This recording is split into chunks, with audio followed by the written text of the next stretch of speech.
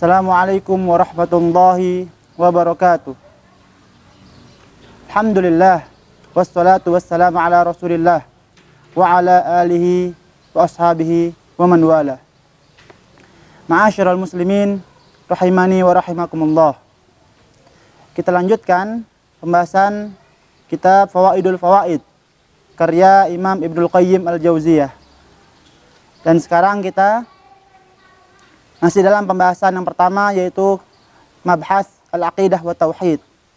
Pembahasan tentang al-aqidah dan tauhid. Kita sekarang masuk ke dalam pasal yang ketiga, yaitu adalah min huquqit tauhid. Hak-hak tauhid. Ma'asyiral muslimin rahimani wa rahimakumullah.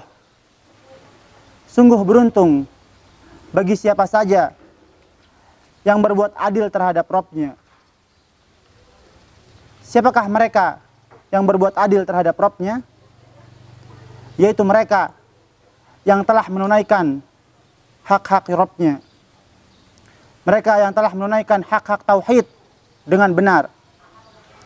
Sehingga mereka mengakui bahwa setiap amal solehnya adalah berkat pertolongan dari Rabb-Nya. Dan setiap musibah yang menimpanya adalah dikarenakan dosa-dosa dirinya sendiri. Dan Allah tidak pernah berbuat zalim terhadap dirinya. Ma'asyiral muslimin rahimani wa rahimakumullah.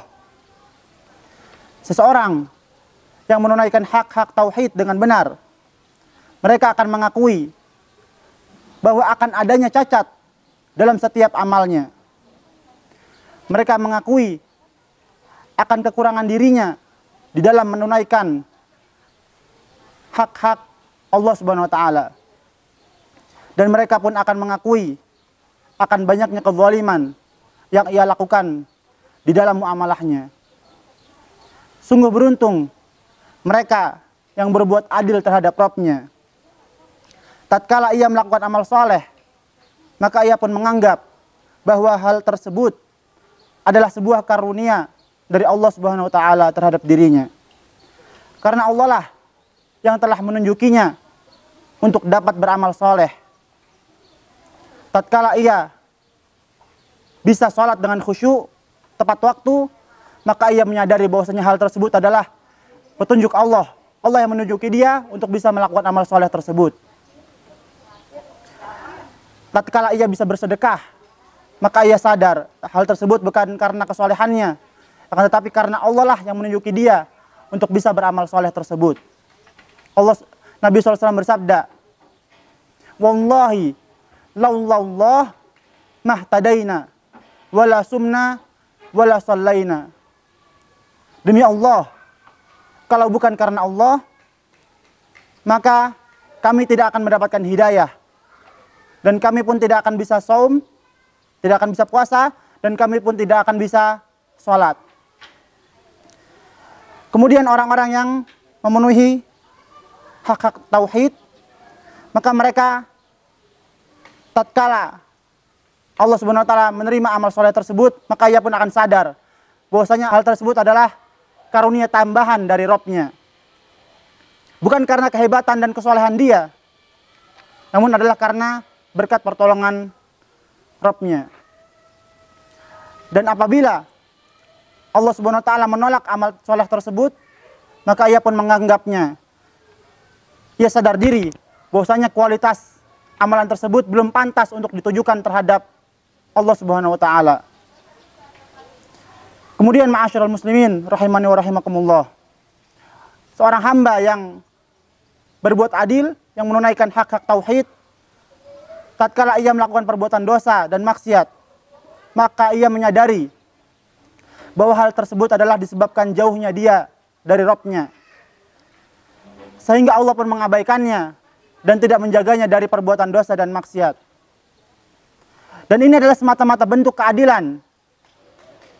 Bentuk keadilan Rabb-Nya terhadap dirinya. Sehingga dengan begitu dia pun akan sadar akan kefakiran dirinya terhadap Rabb-Nya. Dan ia pun akan sadar akan butuhnya dia terhadap ampunan Allah Subhanahu wa taala. Dan Allah Subhanahu wa taala berfirman akan luasnya ampunan Allah Subhanahu wa taala dalam surat Az-Zumar ayat 53. Qul ya ibadiyalladzina asrafu ala anfusihim la taqnatu min rahmatillah. Innallaha yaghfiru dzunuba jami'a. Innallaha huwal ghafurur rahim. Katakanlah, wahai hamba-hambaku yang melampaui batas terhadap diri mereka sendiri, la taqnatu min rahmatillah. Janganlah kalian berputus asa dari rahmat Allah. Karena Allah mengampuni dosa-dosa seluruhnya. Sesungguhnya Allah Maha Pengampun lagi Maha Penyayang. Ma'asyiral muslimin rahimani wa rahimakumullah. Al-Imam Ibnu Qayyim rahimahullah menjelaskan bahwa seorang hamba yang menunaikan hak-hak Rabb-nya itu dengan cara mentauhidkannya, maka ia akan sadar tidaklah Allah berbuat kepada hambanya melainkan pasti hanya kebaikan saja. Allah tidak pernah berbuat zalim terhadap hambanya. Sebagaimana firman Allah Subhanahu wa taala di surat An-Nisa ayat 40, "Innallaha la yadzlimu mithqala dzarrah." Sesungguhnya Allah tidak pernah berbuat zalim kepada hamba-hambanya meskipun sebesar zarrah. Dan sebaliknya, ma'asyiral muslimin rahimakumullah, seorang hamba yang menunaikan hak-hak tauhid dengan benar, maka ia pasti memandang dirinya lah yang berbuat zalim terhadap Rabb-nya. Bahwasanya dialah yang lalai tatkala berbuat dosa.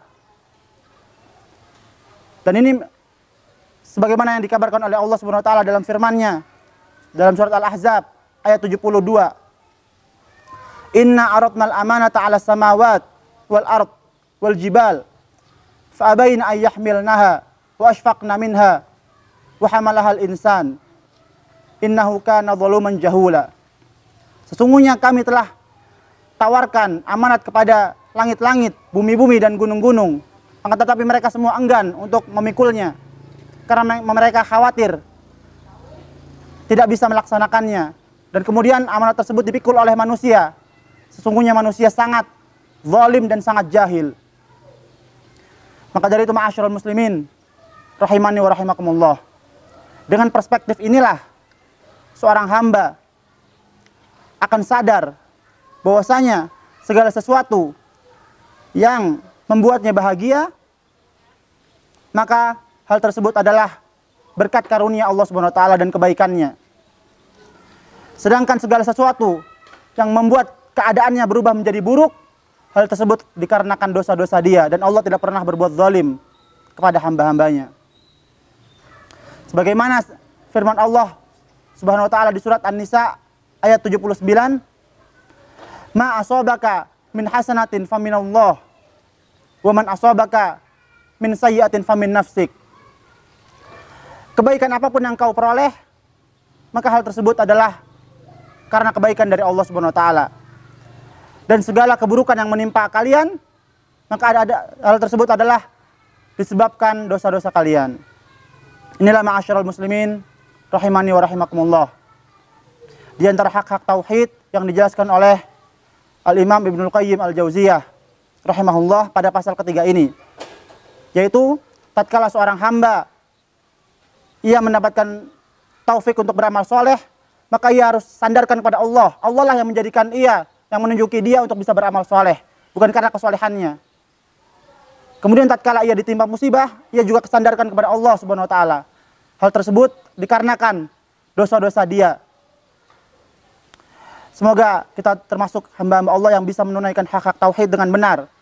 Semoga bermanfaat. Wassallallahu ala nabiyina Muhammad. Wabillahi taufiq wal hidayah. Wassalamualaikum warahmatullahi wabarakatuh.